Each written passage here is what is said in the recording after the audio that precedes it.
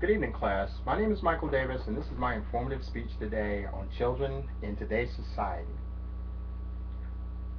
The goal of this speech is to compare the differences between Generation X technology and the Generation Z's technology and how it affects the health of the children.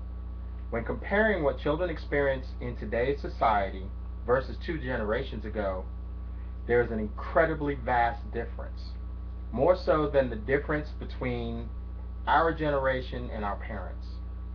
Technology is the driving force that has changed children over the generations and is causing them to have more and more health problems.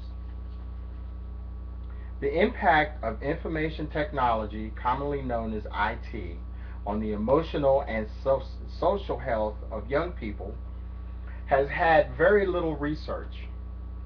Yet it is obvious that information technology is playing an increasingly important role in young people's lives.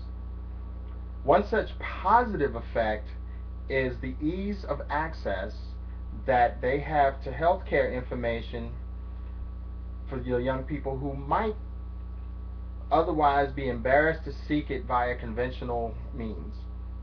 Conversely, it may also result in young people failing to develop adequate social skills.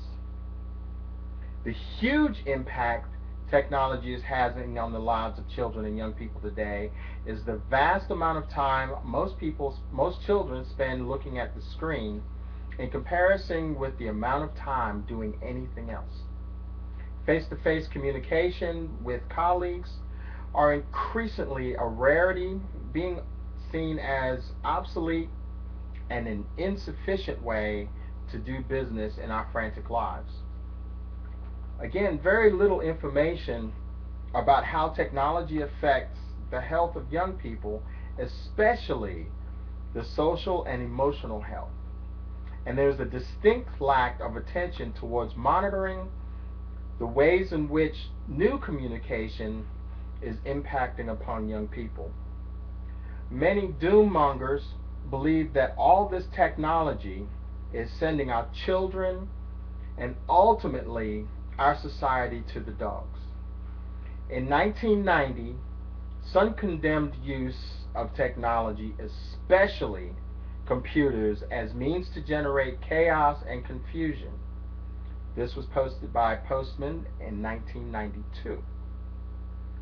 Many remain concerned that childhood is disappearing, believing that the media, and including electronic media, have erased the boundaries between childhood and adulthood, exposing children to experiences for which they are not ready, killing their creativity, and driving a wedge between young people and their parents' generation.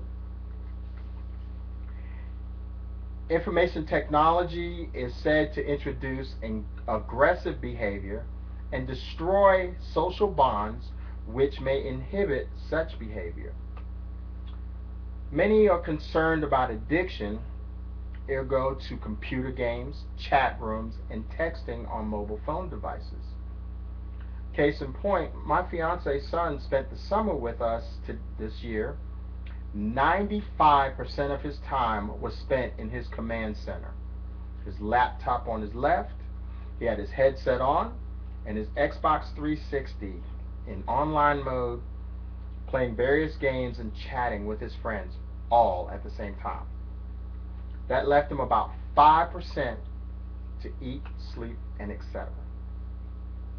Children are spending much less time outside as opposed to Generation X, exercising, playing with friends, which is leading to an alarming rise of illnesses such as allergies and obesity.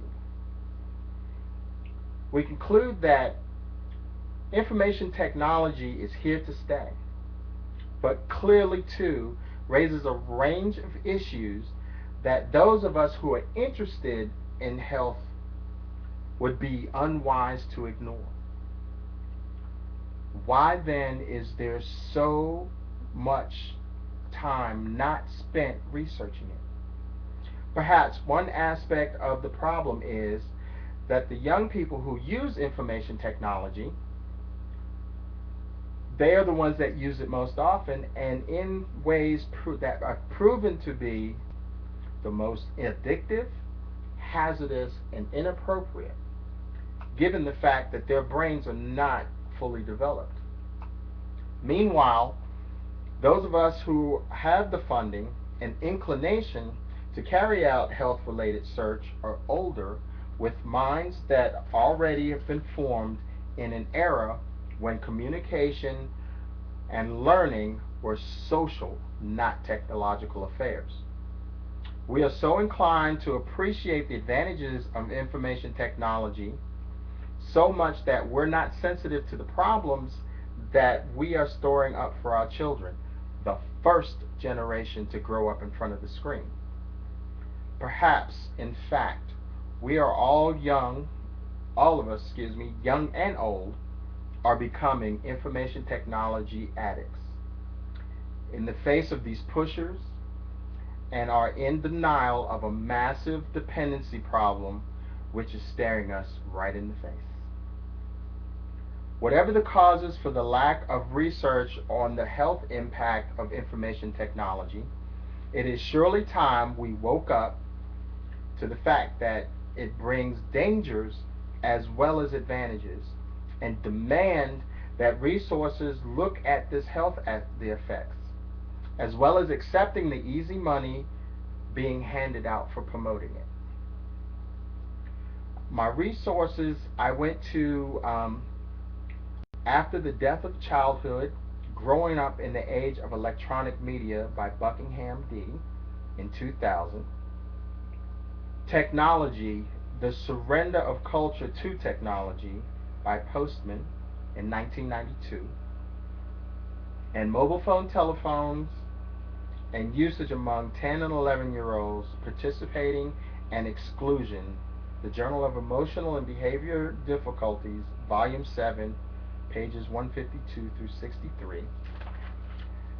And an article by Catherine Weir, the editor of Health Education, that was Volume 4, Edition number 3, 2004, pages 129 through 31.